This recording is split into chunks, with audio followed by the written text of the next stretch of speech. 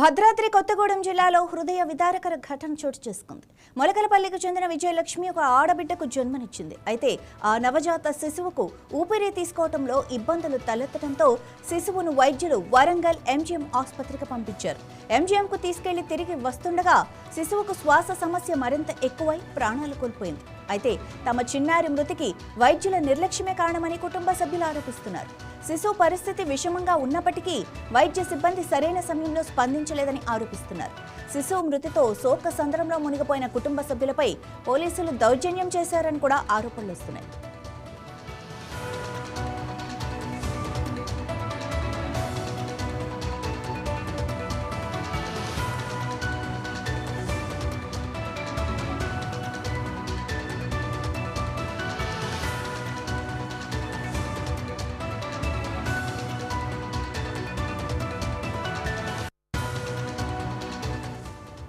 భద్రాద్రి కొత్తగూడెం జిల్లాలో హృదయ విదారకర ఘటన జరిగింది. మొలకలపల్లికి చెందిన విజయలక్ష్మి ఒక ఆడబిడ్డకు జన్మనిచ్చింది. అయితే ఆ నవజాత శిశువుకు ఊపిరి తీసుకోవడంలో ఇబ్బందులు తలెత్తడంతో శిశువును వైద్యులు వరంగల్ ఎంజీఎం ఆసుపత్రికి పంపించారు. ఎంజీఎంకు తీసుకెళ్లి తిరిగి వస్తుండగా శిశువుకు శ్వాస సమస్య మరింత ఎక్కువై ప్రాణాలు కోల్పోయింది. అయితే తమ చిన్నారి మృతికి వైద్యుల నిర్లక్ష్యమే కారణమని కుటుంబ సభ్యులు ఆరోపిస్తున్నారు. శిశువు పరిస్థితి విషమంగా ఉన్నప్పటికీ వైద్య సిబ్బంది సరైన సమయంలో స్పందించలేదని ఆరోపిస్తున్నారు.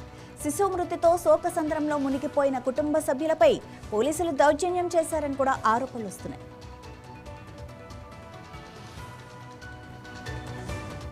ఇదే విషయానికి సంబంధించి మరింత సమాచారం మా ప్రతినిధి దేవేందర్ అందిస్తారు. దేవేందర్, శిశువు ఎలా మరణించింది?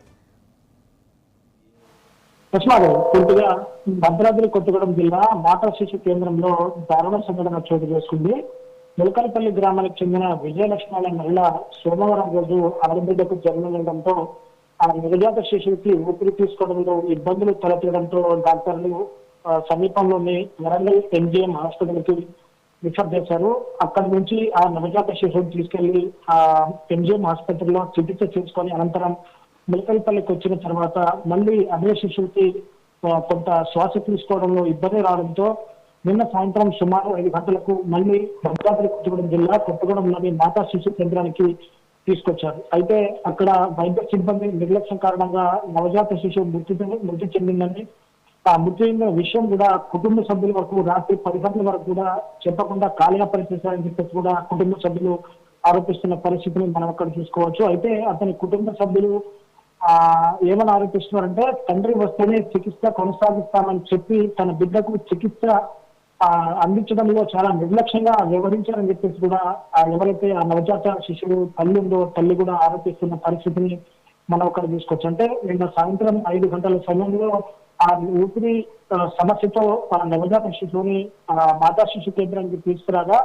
అప్పటి నుంచి కూడా వైద్యం అందించకుండా తన తండ్రి వస్తేనే వైద్యం అందిస్తామంటూ చెప్పారని చెప్పేసి కూడా ఆ శిశువు తల్లి క్లియర్ గా తన మాటలో చెప్తున్న పరిస్థితిని కూడా మనం అక్కడ తీసుకోవచ్చు. అంటే పూర్తిగా శిశువు మృతి చెందిందన్న విషయం కూడా సాయంత్రం అంటే రాత్రి 10 గంటల వరకు కూడా వాళ్ళకి చెప్పలేదని పూర్తిగా చెప్తున్నారు. తర్వాత ఆ సభ్యులు కూడా పూర్తిగా మాతా శిశు కేంద్రం వద్ద ఆందోళన చేపట్టారు. ఘటనా స్థలానికి చేరుకున్న పోలీసులు కుటుంబ సభ్యులకు సర్ది చెప్పకుండా ఆ కుటుంబ సభ్యుల మీద దౌర్జన్యంగా మాట్లాడుతున్న విజువల్స్ కూడా మనం మన 9+ న్యూస్ స్క్రీన్ మీద చూసుకోవచ్చు. అంటే శిశువు చనిపోయిన బాధలో బంధువులు ఉన్నారు. ఆ బంధువులు ఆరోపిస్తున్న దాంట్లో వాస్తవం ఉందా లేదా అనే విషయంలో కూడా పోలీసులు తెలుసుకోకుండా ఆ బంధువుల మీద దౌర్జన్యం చేస్తున్న విజువల్స్ కూడా మనం స్క్రీన్ మీద చూసుకోవచ్చు. అంటే ఆ చనిపోయిన బాధలో శిశువు బంధువులు ఉంటే ఆ బాధను కూడా అర్థం చేసుకుండా కనీసం మానవత్వం లేకుండా పోలీసులు వాళ్ళ మీద దౌర్జన్యానికి పాల్పడుతున్నారు. డాక్టర్ కూడా తను మాట్లాడుతుంది, వాళ్ళు సాయంత్రం ఎప్పుడో హాస్పిటల్కి తీసుకుని వచ్చారు, అప్పటికే హాస్పిటల్కి తీసుకు రాకముందే ఆ శిశువు చనిపోయింది. శిశువుని తీసుకొచ్చిన వెంటనే మేము ఆ శిశువుని బతికించడానికి సిపిఆర్ కూడా చేశామంటూ కూడా ఆ వైద్యురాలు ఎవరైతే డ్యూటీ డాక్టర్ ఉన్నారో ఆ డ్యూటీ డాక్టర్ కూడా అక్కడ మనకి రిజల్ట్స్ లో మాట్లాడుతుంది, పోలీసులతో మాట్లాడుతుంది. అంటే ఈ వ్యవహారం అంతా కూడా జరుగుతున్నప్పటికీ అక్కడ ఏం జరుగుతుందో కూడా మృతురాలు ఆ శిశువు తల్లి కానీ వాళ్ళ బంధువులు కానీ ఎటువంటి సమాచారం కూడా లేదు.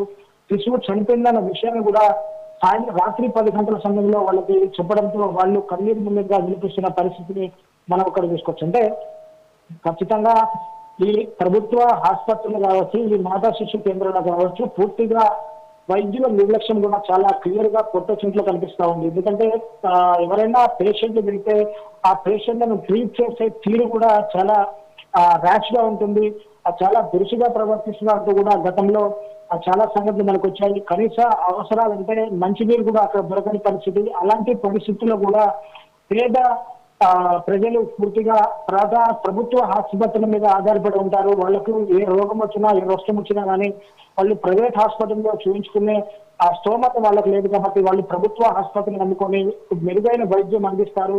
ఆ జబ్బుని నయం చేస్తారన్న ఒకే ఒక్క నమ్మకంతో ప్రభుత్వ ఆసుపత్రులకు వస్తున్నారు. కానీ ప్రభుత్వ వైద్యులు మాత్రం దీనికి విరుద్ధంగా భిన్నంగా ప్రవర్తిస్తున్న పరిస్థితి కనబడతా ఉంది. అంటే విజువల్స్ లో మనకు యజమాని